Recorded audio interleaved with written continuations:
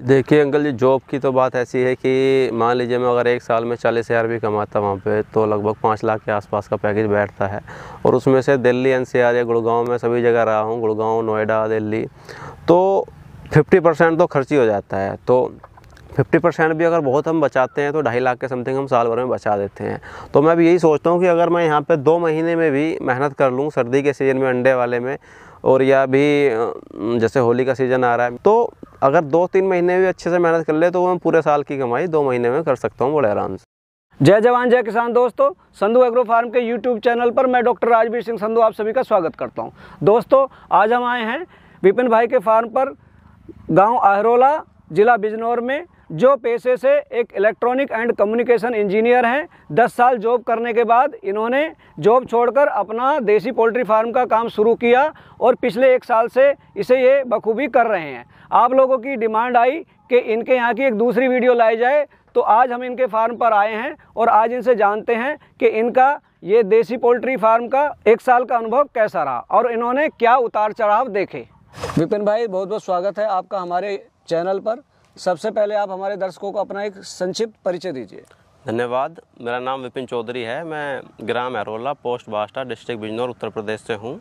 और जैसा कि मैंने पहले भी बताया था, पहले वीडियो में भी, मैंने 2011 में बीटेक किया है। उसके बाद मैं टेलीकॉम सेक्टर में जॉब कर रहा। 10 साल हो गए थे मुझे जॉब करते हुए। तो लॉकडाउन के बाद जैसे अब सभी के साथ दिक्कतें हुई थी, जॉब चली गई थी, तो उस टाइम मैं तो खुद छोड़ के आ गया था। खैर, तो उसके बाद मैंने देसी पोल्ट्री फार्म शुरू किया था और अभी हमने ये दोबारा से अपना पक्का देसी पोल्ट्री फार्म बनाया है। पहले हमने स्टार्ट किया था, कच्चे से स्टार्ट किया था। आपने क्या क्या उतार चढ़ाव देखे, क्या क्या खामियां थी, थोड़ा सा इस बारे में विस्तार से बताइए।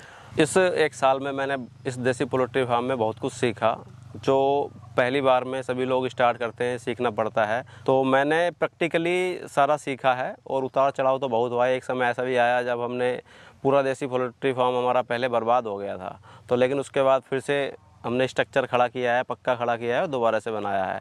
तो मेनली पहले पोल्ट्री फार्म में हमारी कुछ बहुत ज़्यादा खामियां रहीं, कमियां रहीं। वो थी सारी जानकारी न होना, जैसे कि वैक्सीन ना लगाना, प्रॉपर बच्चों का पता ना चलना, कब दवाई देनी है, कब बीमारी आ रही है उसकी रोकथाम हम पहले से कर लें, दवाई दे सकते हैं। तो वो काफ़ी समस्याएं हुई पुराने फार्म में। तो पुराना फार्म हमारा ख़त्म ही हो गया था एकदम। लेकिन उसके बाद मैंने ये पक्का फार्म बनाया है। लगभग 2 लाख के आसपास का मेरा इस कंस्ट्रक्शन का काम 1 महीने में तैयार हुआ। ये पक्का टीन शेड मैंने डलवाया है, सीमेंट की चादर वाला।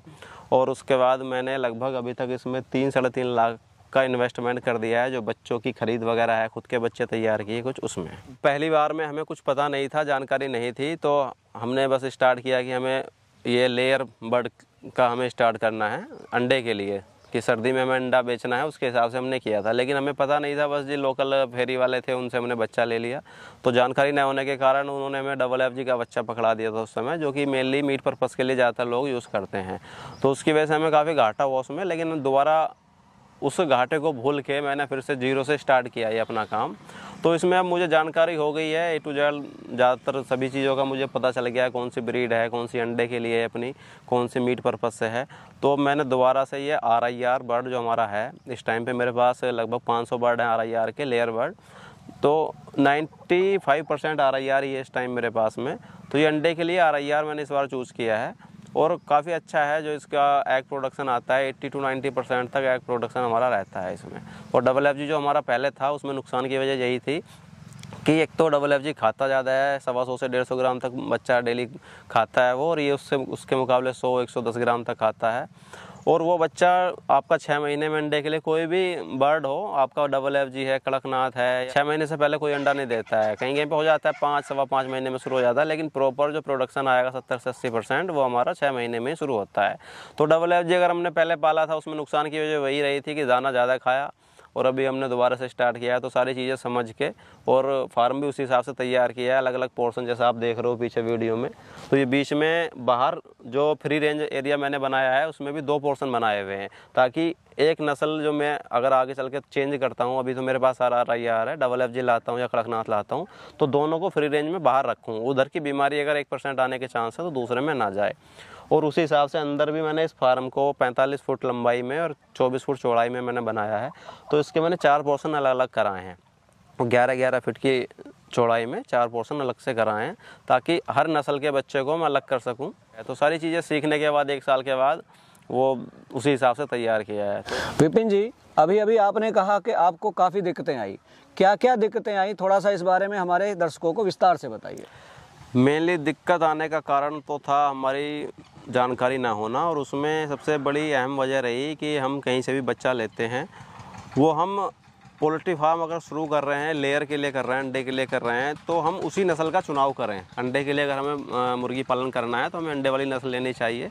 और हमने जैसा कि FFG पाला था पिछली बार, लेकिन हमने वो अंडे के लिए कर लिया था, तो उसकी वजह से भी दिक्कत आने का अहम कारण रहा। और उसमें जो बच्चा हमने लोकल फेरी वालों से लिया, तो उस फेरी वाले ने हमें झूठ बोल के अंडे वाला बच्चा RIR बोल के और FFG पकड़ा दिया था। और उसमें अहम कारण रहा था कि छोटे बच्चे को वैक्सीन ना लगा होना। जो बच्चा हमने उनसे लिया था उसमें उन्होंने ना ही तो स्टार्टिंग में 7 दिन में रानीखेत लगाई थी, 14 दिन में गंबारो नहीं लगाई थी, और फिर हमें भी उस चीज़ की जानकारी नहीं थी। अब दोबारा हमने शुरू किया है, तो अब जाकर हमें उस चीज़ की जानकारी हुई है। पहले फार्म में हमें जानकारी ही नहीं थी कि वैक्सीन लगाना बच्चों में कितना ज़रूरी है। और उसके बाद जब हमारा बच्चा लगभग 8 से 9 महीने का हो गया था, पहले तो काफ़ी अच्छा चल रहा था, 40 to 50% प्रोडक्शन आ रहा था, एग प्रोडक्शन, अपना अंडे का उत्पादन हो रहा था। उसके बाद में एकदम से दिक्कत आनी शुरू हुई, जैसे भूसी का गीला हो जाना। तो उस टाइम जानकारी नहीं थी, अंदर जैसे गीला ज़्यादा हो गया, उसमें बिछावन को सूखा कैसे रखें या सूखा रखना ज़रूरी है। उसके बाद में उनमें धीरे धीरे लक्षण बने, बुखार के लक्षण बने, वो सांस खींच के लेते हैं बच्चे, तो उसमें बुखार, खच की आवाज़ आनी शुरू हो जाती है। हमने उस टाइम पे एकदम से स्टार्टिंग में प्रिकॉशन नहीं लिया, दवाई नहीं शुरू कर पाए जल्दी, और जब हमने दवाई मंगाई भी, शुरू भी किया, उस टाइम तक बहुत लेट हो चुके थे। तो हमारा पूरा फार्म, लगभग हमारे 400 बच्चे उस टाइम पे बचे हुए थे, वो सारे ही ख़त्म हो गए थे। ये जो लक्षण आप बता रहे हैं, ये तो CRD के सिम्टम हाँ जी, उसमें CRD ही बन गई थी। स्टार्टिंग में बुखार रहेगा, अभी भी जैसे मेरे बच्चों में दोबारा से थोड़ा एक बार में दिक्कत आई थी। अभी 10 दिन पहले कुछ बच्चों में, 50 से 60 बच्चे थे, अलग पोर्शन में थे, वो उनमें दिक्कत आनी शुरू हुई थी। लेकिन अभी मुझे जानकारी थी, तो मैंने सीधा CRD की ही दवाई मंगा ली थी। और जब मुझे लगा कि बीमारी ज़्यादा फैलने के चांस हैं, खचखच ज़्यादा होने लगी, आवाज़ खींच के आने लगी, तो मैंने इनको तो रोक लिया है। तो जानकारी मतलब नया किसान जो करे या कोई भाई करे, उसको क्या सावधानी रखे कि CRD या बीमारियों से बचे? पहली बात तो यह है कि कोई भी नया किसान कर रहा है, कहीं पे जैसे ट्रेनिंग ले ले, आसपास में कोई पुराना फार्म है, उससे जान पहचान हो, या मेरे पास में बहुत से फ़ोन आते हैं, आपके चैनल के थ्रू ही बहुत से फ़ोन आते हैं। व्हाट्सएप पे मैं सबको सुझाव भी देता रहता हूँ, अपने भी व्हाट्सएप ग्रुप बनाए हुए हैं। तो कोई भी पुराना बंदा है, उससे जान पहचान आप ज़रूर रखें, ताकि आपको एकदम इमरजेंसी में ज़रूरत पड़ती है दवाई की भी। ऐसा होता है किसी को दवाई की ज़रूरत है, तो मेरे पास में कभी मेरे लिए दवाई रखी हुई है तो मैं उसको दे देता हूँ। तो जानकारी होना ज़रूरी है। आप किसी भी ऐसे बंदे से टच में ज़रूर रहें जो पहले से इस काम को कर रहा है। कोई भी नया काम शुरू कर रहा है कोई भी आदमी, तो जी सीधी सी बात है कि आप बिना जानकारी के तो शुरू कर ही नहीं सकते हैं। सबसे बड़ी बात आती है मार्केटिंग की। आप अपनी मार्केटिंग कैसे करते हैं? मार्केटिंग के लिए तो मैं संधू एग्रो फार्म का आपका धन्यवाद करना चाहूँगा। पिछली बार भी मुझे काफ़ी फ़ायदा लगा था मार्केटिंग का, ऑनलाइन का। और उसके बाद मेरे पास फ़ोन आते हैं आज की डेट में जी, लद्दाख तक से फ़ोन आते हैं। यहाँ उत्तर प्रदेश में लद्दाख, पश्चिम बंगाल, मुंबई, मुझे नहीं लगता भारत का कोई सा कोना ऐसा बचा हुआ है जहाँ से मेरे पास फ़ोन ना आए हों पिछले 1 साल के अंदर। तो मार्केटिंग के लिए ज़रूरी है आपका ऑनलाइन प्लेटफॉर्म का यूज़ करना, टेक्नोलॉजी का इस्तेमाल करें, सोशल मीडिया है। अभी मैंने फेसबुक पेज भी बनाया हुआ है। अभी तो कुछ लोग कम जुड़े हुए हैं, 600-700 लोग जुड़े हुए हैं, लेकिन मेरे व्हाट्सअप ग्रुप काफ़ी हैं। तो मैं व्हाट्सअप पे लोगों से टच में रहता हूँ, जुड़ा हुआ रहता हूँ।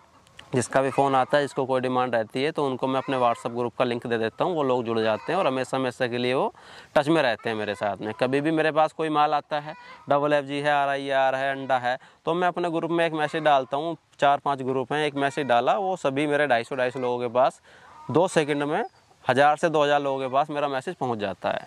तो ऑनलाइन प्लेटफॉर्म का यूज़ करना ज़रूरी है। घर बैठे अगर मैं करना चाहूँ मार्केटिंग, कोई कहे कि घर बैठे फार्म खोलना है तो हो जाएगा, चल जाएगा, लेकिन उसमें आपको लिमिटेड बच्चे रखने पड़ेंगे। प्लस जैसा मेरा ये फार्म है, अभी ये मेन रोड है हमारी गांव से जो बास्टा को जोड़ती है, तो इससे मुश्किल से 20 मीटर की दूरी पे है ये। तो आपकी लोकेशन भी ऐसी हो जो लोगों को दिखे। अगर आप ऑनलाइन सप्लाई नहीं कर पा रहे हैं, कहीं पे ऑनलाइन प्लेटफॉर्म का इस्तेमाल नहीं कर पा रहे हैं, टेक्निकली स्ट्रॉन्ग नहीं है कोई बंदा जी, नहीं चला सकता है स्मार्टफोन, छोटे फ़ोन से काम चला रहा है, गांव के लोग अधिकतर छोटे फ़ोन से इस्तेमाल करते हैं, तो उसमें आप मेन रोड के आसपास में रखें। फिर आप देसी भाषा में बोलें, टेक्नोलॉजी का इस्तेमाल नहीं कर पा रहे हैं, अगर आपको गांव देहात में बेचना है तो आप थोड़ा खर्चा कीजिए। आप अपने छोटे छोटे जो पोस्टर होते हैं, जैसे चुनाव के लिए लोग प्रचार करते हैं ना, तो सबसे अच्छा सुझाव तो मेरा लोगों के लिए यही है कि आप अपना फ़ोटो स्टेट कराइए छोटा अपना A4 साइज़ पेपर में, और कस्बों में जहाँ पे अंडे की सप्लाई है, जहाँ पे अंडे के ठेले लगते हैं, वहाँ पे आप हर कस्बे में, गाँव में, दुकानों पे, मेन दुकान है, किराना स्टोर है, दूध की डेयरी है, तो उन जगह पर आप अपने पोस्टर बैनर लगाकर अपना जो मार्केटिंग है खुद से कर सकते हैं। और सबसे अच्छी बात ये है कि आप अपनी मार्केटिंग खुद से करें, किसी दूसरे पर डिपेंड ना रहें, तभी अच्छा है। आपने जॉब करी और जॉब छोड़कर फिर आपने पोल्ट्री शुरू करी, आपको कैसा लग रहा है कि आप एक साल में क्या अर्निंग की और अभी क्या अर्निंग कर रहे हैं, कितना प्रॉफिट कमा रहे हैं आप इसमें? देखिए अंकल जी, जॉब की तो बात ऐसी है कि मान लीजिए मैं अगर एक साल में 40,000 भी कमाता वहाँ पे, तो लगभग 5 लाख के आसपास का पैकेज बैठता है। और उसमें से दिल्ली NCR या गुड़गांव में सभी जगह रहा हूँ, गुड़गांव, नोएडा, दिल्ली, तो 50% तो खर्च ही हो जाता है। तो 50% भी अगर बहुत हम बचाते हैं तो 2.5 लाख के समथिंग हम साल भर में बचा देते हैं। तो मैं भी यही सोचता हूँ कि अगर मैं यहाँ पे 2 महीने में भी मेहनत कर लूँ, सर्दी के सीज़न में अंडे वाले में, और या भी जैसे होली का सीज़न आ रहा है मीट पर्पज़ के लिए, तो अगर 2-3 महीने भी अच्छे से मेहनत कर ले तो मैं पूरे साल की कमाई 2 महीने में कर सकता हूँ बड़े आराम से। जी दर्शकों, ये थे हमारे साथ में विपिन जी, जिन्होंने आपको देसी पोल्ट्री के बारे में और अपने 1 साल के अनुभव के बारे में आपको बताया। यदि आपको इनके द्वारा दी गई जानकारी और हमारे द्वारा की गई कोशिश अच्छी लगी हो तो आप हमारी वीडियो को लाइक करें, ज़्यादा से ज़्यादा शेयर करें। मिलते हैं जल्दी एक नई वीडियो के साथ, तब तक के लिए जय जवान जय किसान।